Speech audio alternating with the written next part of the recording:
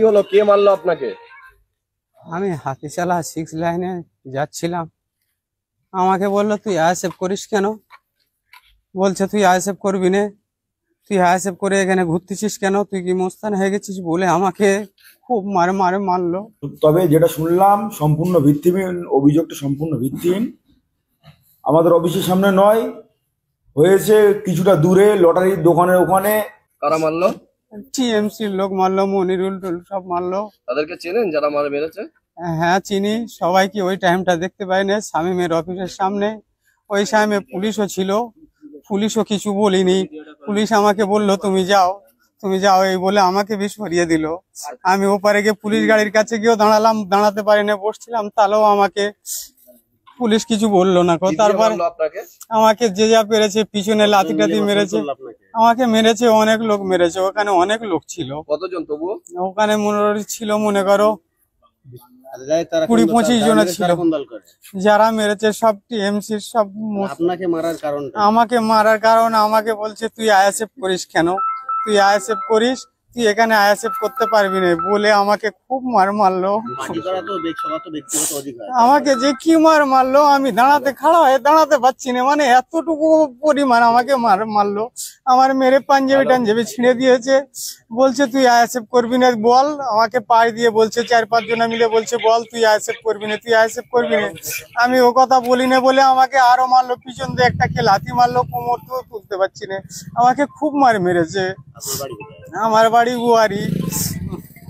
আপনি ওয়ারি বাড়ি, আপনার হাতিশালায় এসে মারলো কেন? কোনো আপনার পারিবারিক কোনো সমস্যা? আমার পারিবারিক কোনো সমস্যা নেই, ওই খালি একটাই কথা বলে আমাকে মারলো, এইখানকার ছেলে আইএসএফ করে। আইএসএফ করার অপরাধে? হ্যাঁ, আমাকে এইভাবে গালাগালি করেই বলেছে এইখানকার ছেলে আইএসএফ করে, মার ওর মারে ফেললাম, আর এই কথা বলেই আমাকে মেরেছে। আচ্ছা, এটা কোথায় মারলো? আমাকে মেরেছে শামীমের অফিসের পাশেই মেরেছে আমাকে। তৃণমূল নেতা যে শামীম? তৃণমূল নেতা যে শামীম, ওই অফিসের পাশেই আমাকে মেরেছে। ওখানে পুলিশও ছিল, পুলিশকে বি আমি জানিয়েছি। পুলিশ আমাকে বললো যে তুমি যাও, তুমি যাও বলে পুলিশ বি আমাকে সরিয়ে দিল ওখানে। আচ্ছা, পুলিশ আপনাকে কিছু বললো না? পুলিশ আমাকে চলে যেতে বলেছে। আচ্ছা, এখন আপনি কোথায় এসেছেন? কোথায়? আমি জিরেনগাছা হসপিটালে এসেছি, আমার গা হাত পা কাঁপতেছে, আমি কথা বলতে পারছি না। লিখিত অভিযোগ করবেন? হ্যাঁ, আমি লিখিত করব, কারণ আমি গরিব মানুষ, আমাকে কেন মারলো, আমি পার্টি করি, এইটাই আমার অপরাধ। আপনি কোন পার্টি করেন? আমি আইএসএফ পার্টি করি, এই কারণে। আইএসএফ করার অপরাধই কি আপনাকে মারলো? আমাকে একটাই ইস্যু যে আইএসএফ করি, এই অপরাধই আমাকে মেরেছে। আমার নাম মোহাম্মদ জাহাঙ্গীর আলম। আপনি কোনো দায়িত্বে আছেন আইএসএফ এর? না সক্রিয় কর্মী একজন? আমি একটা কর্মী। অফিসের সামনে একজন আইএসএফ কর্মীকে আপনার অনুগামী বেধড়ক মারধর করলো, কি বলবেন? দেখুন, প্রথমত আমি আজকে সন্ধ্যা থেকে আমি অফিসে ছিলাম না, পরে আমি জিনিসটা শুনলাম। তবে যেটা শুনলাম সম্পূর্ণ ভিত্তিহীন, অভিযোগটা সম্পূর্ণ ভিত্তিহীন। আমাদের অফিসের সামনে নয়, হয়েছে কিছুটা দূরে লটারির দোকানের ওখানে। যে ব্যক্তি অভিযোগ করেছে সেই ব্যক্তি লটারির দোকানে তার কিছু ওই লটারির কাটা উদ্দেশ্য নিয়ে সেখানে কিছু সমস্যা হয়েছিল। সেখানে লটারিওয়ালাদের সঙ্গে বা এলাকার অন্যান্য যারা ছিল, আমি বলতে পারবো না কারা, তাদের সঙ্গে বাকবিতণ্ডা হয়, সেখানে নাকি ধাক্কাধুক্কি হয়েছে শুনেছি।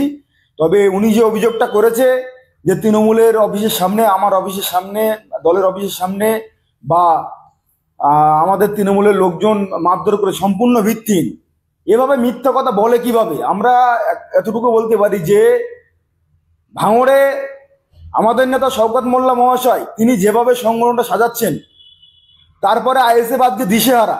তাই ভুলভাল খবর ছড়িয়ে যাতে করে শিরোনামে আসা যায়, মানুষের সিম্প্যাথি পাওয়া যায়, সেই চেষ্টাই করছে। আগামী দিন চোখে চোখ লেগে লড়াই হবে।